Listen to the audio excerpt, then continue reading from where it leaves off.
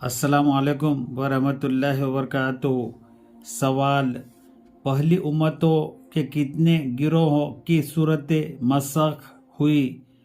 जवाब: पहली उम्मतों के 25 गिरोह थे जिनकी सूरत मसख हुई।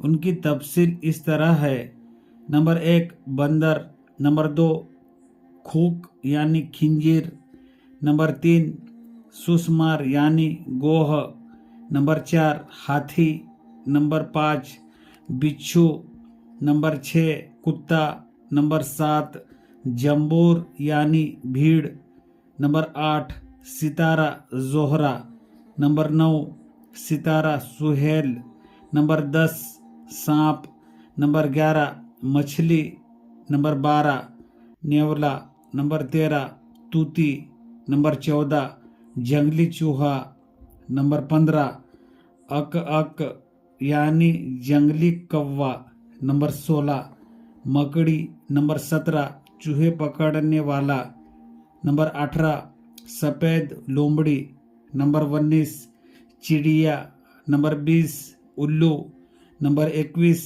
कौवा, नंबर 22 कासा पुस्त, नंबर 23 घरेलू चूहे, नंबर 24 रीछ और नंबर 25 किफलैल यानी आबी जानवर।